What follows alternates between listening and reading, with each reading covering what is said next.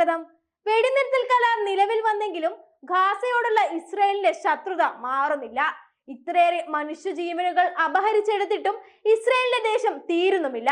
കുരുന്നുകളോട് പോലും കരുണ കാണിക്കാനാവാത്ത വിധം ക്രൂരനാവുകയാണോ ഇസ്രായേൽ എന്ന് ചിന്തിപ്പിക്കുന്ന രീതിയിലുള്ള വാർത്തകളാണ് ഇപ്പോൾ പുറത്തു വരുന്നത്.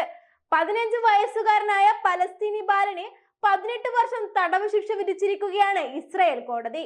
വെസ്റ്റ് ബാങ്കിൽ നടന്ന ആക്രമണത്തിൽ പങ്കുണ്ടെന്ന് ആരോപിച്ചാണ് 15-കാരനായ മുഹമ്മദ് ബാസിൽ സൽബാനിയെ ജെറുസലേം ജില്ലാ കോടതി ശിക്ഷിച്ചത്. കൂടാതെ 3 ലക്ഷം ഷെക്കൽ, അതായത് ഏകദേശം 72.31 ലക്ഷം ഇന്ത്യൻ രൂപ പിഴയും ശിക്ഷയിൽ ഉൾപ്പെടുത്തിയിട്ടുണ്ട്.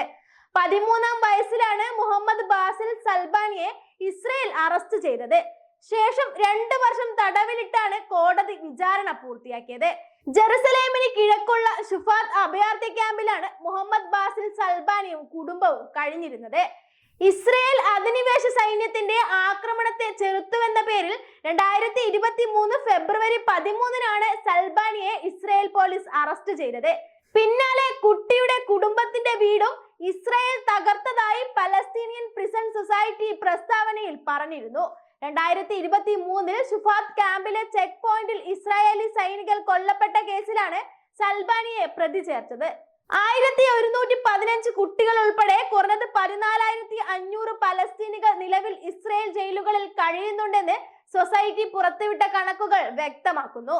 2023 ഒക്ടോബർ 7-ന് ഗാസ വംശഹത്യ ആരംഭിച്ചതിന് ശേഷം ഇസ്രായേൽ സൈന്യത്തിന്റെയും അനധികൃത ജൂത കുടിയേറ്റക്കാരുടെയും ആക്രമണങ്ങളിൽ കുറഞ്ഞത് 915 പലസ്തീനികൾ വെസ്റ്റ് ബാങ്കിൽ മാത്രം കൊല്ലപ്പെട്ടു.